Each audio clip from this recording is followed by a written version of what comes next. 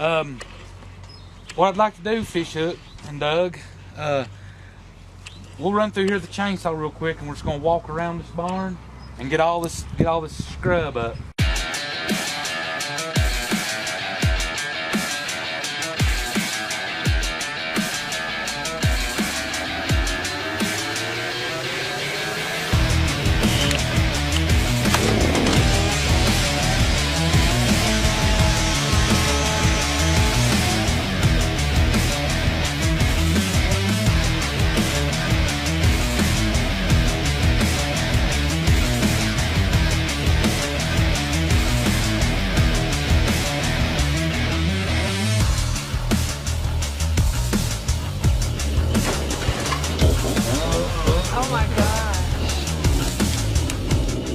You want to hear the story behind these cars? Yes. The guy said he showed his ass. He went and bought a 1933 Ford. And now every time his wife gets out of the car, she shows her ass. Because you see what happens? You be like this. Suicide door. Yeah. He throws her leg out, see? Yeah.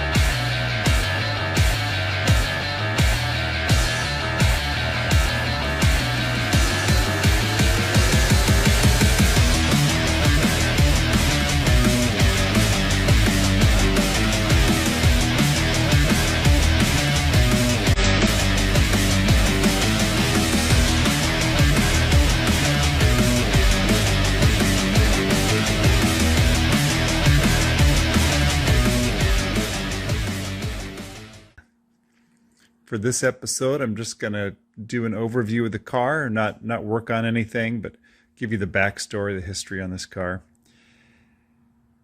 And I apologize ahead of time.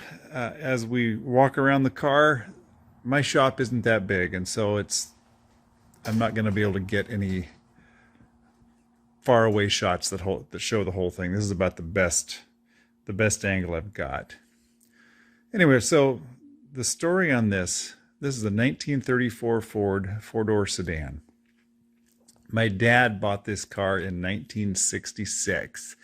The family had just moved to a new town. He'd gotten a new job, and this car was sitting for sale at a gas station on the way into town for $125. It had no engine in it, but it pretty much looked just like this. The car has hardly changed since 1966. A little bit more weathered, some damage that I'll talk about, some vandalism. But as far as the paint condition and all that, it looked pretty much like this. It's got a dropped axle in it. That was done back in the day. It had been converted from mechanical brakes to hydraulic brakes back then. We'll go more into that in another episode. So Dad, he went and looked at the car, and he contacted the seller. and paid for it, bought the car. Well, somewhere during the time that he'd looked at the car and the time that he paid for it, someone had stolen the steering column and had the Ford accessory glove box radio. They'd stolen that. So before Dad had taken possession. So the seller gave my dad $60 back, I think it was. So ultimately he paid $65 for the car. He ended up buying another 34 Ford Sedan as a parts car, and that car had been rolled, I believe, in 1937, and then someone had taken the engine and transmission out. It had just been sitting in some guy's basement, I believe. So he bought the parts car, ultimately paid more for the parts car than this car, $75.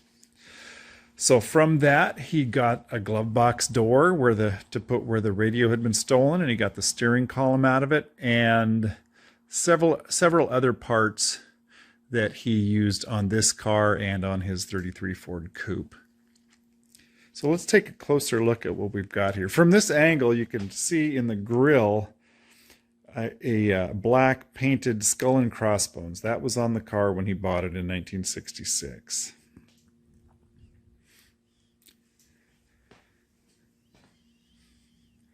I think I'll change angles and tell a little more of the history before we take a closer look.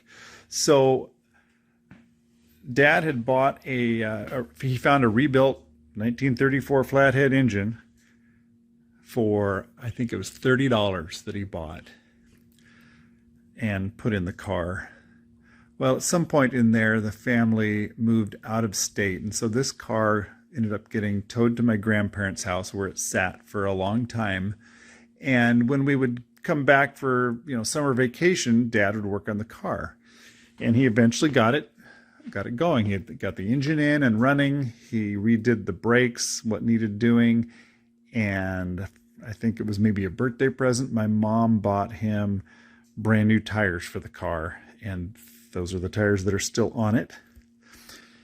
There are pictures of us when I was young, taken with the car, taken the day that we went driving it around.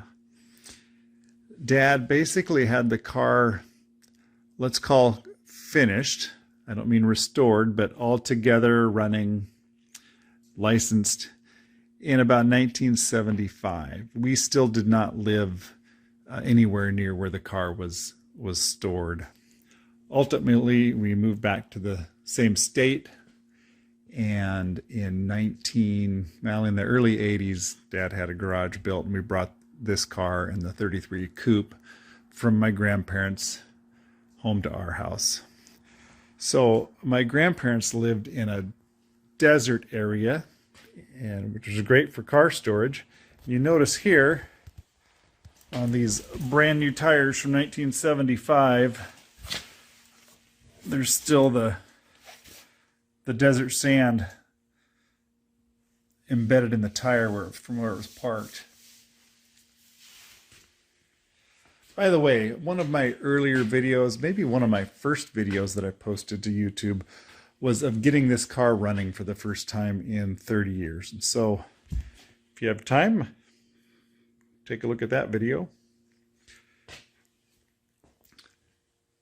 So after my granddad passed away and the car was still there, people started vandalizing it. The windshield was broken. I've taken it completely out so I can replace the glass. I believe taillights were stolen. I don't know what else. They tried to take a door off and failed. And that would have been hard to find another one of those. With the windshield broken, when my dad had the cars hauled across the state to our house, the wind blew through the broken window and blew the soft top out of the car. Point of interest, I think it was 1982 when he had the two cars hauled across the state. So that's, 300 miles, 350 miles. The guy that hauled them charged $200 to go haul two cars back. Quite a bargain.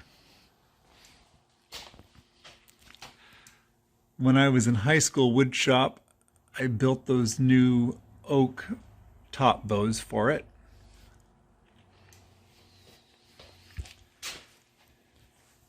So I believe this is the original paint. I don't know for sure. I think it's possible that this front fender had been replaced because you can see the black paint's worn off and there is tan paint underneath. So maybe that fender was replaced off from a tan car. If you go around here to the other fender where the black paint is weathered and worn off, it's showing the original oxide red primer.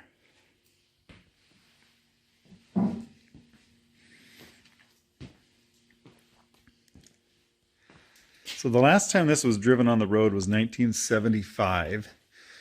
In about 1990, we got the car running. The brakes didn't work anymore, but and I drove it around the yard when I was a kid, teenager. Once. That was a one-time thing, and then it went back in the garage. Like I say, Dad essentially had the car at some level of finished at one point. It just went downhill from the vandalism and things like that. And then as I grew up and got my own car projects, my dad was great, and his cars went on the back burner as he helped me with my projects.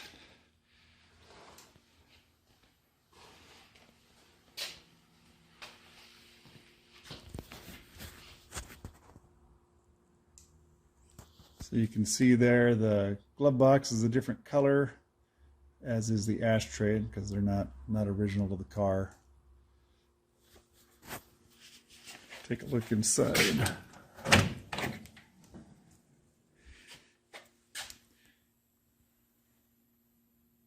So I'm calling this resurrection, not a restoration, because my intention is to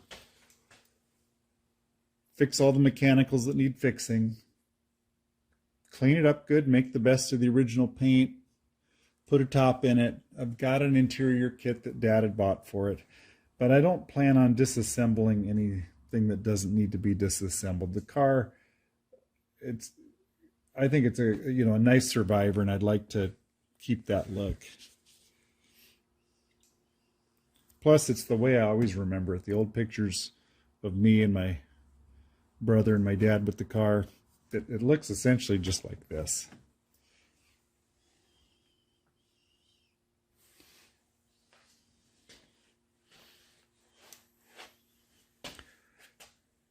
I don't know what these window crank knobs are made out of, but I think you can see here that they're kind of chewed up. Well, that's from rodents. They would stand on the armrest and chew on the knobs.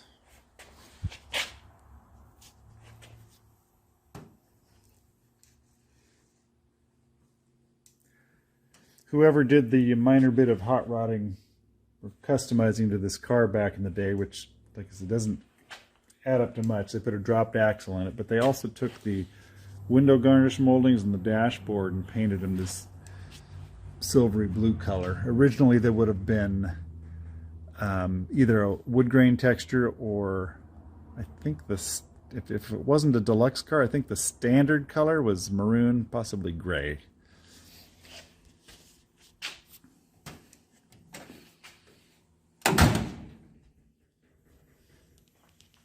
By the way, I welcome and look forward to your comments.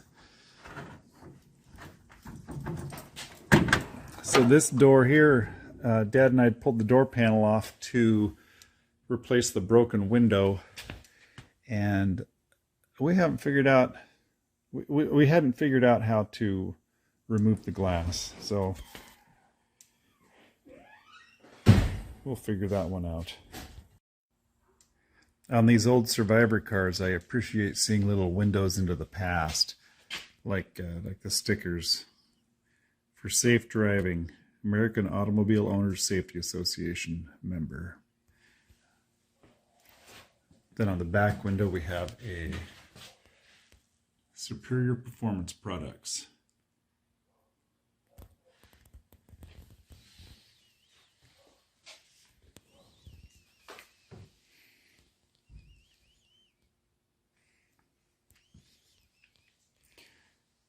point of interest, on the back bumper, you see these little spots, these little white drips. That is rubbing compound, probably from about 1988, 89, 90, somewhere in there. My dad had painted his 1963 Studebaker Avanti and with lacquer, and that was from buffing it, just a little splatter from buffing the car nearby.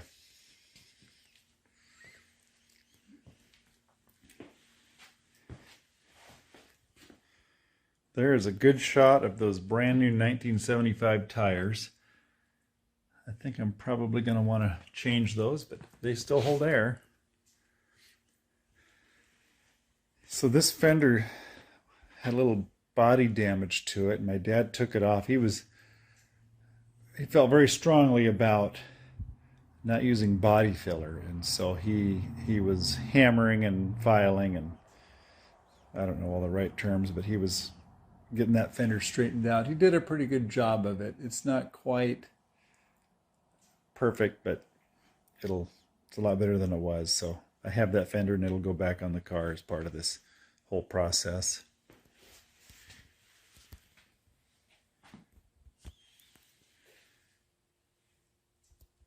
Interesting to see the old safety glass delaminating. Okay, now there's a sticker that's not vintage. I think I stuck, that's probably off of, I don't know what that's off of, but I probably stuck it there when I was a teenager.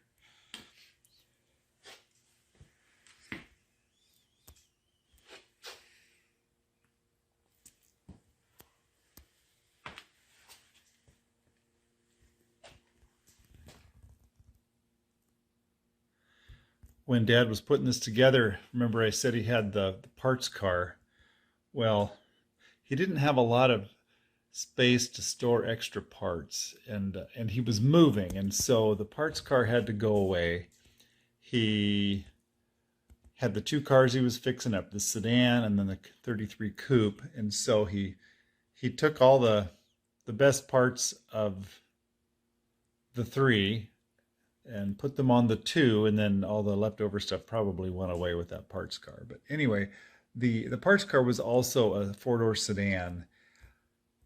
Between this car and the parts car, one had the deluxe mohair interior and the other did not. And when my dad swapped out all the best pieces, he swapped them out regardless of if they were the standard or the deluxe interior.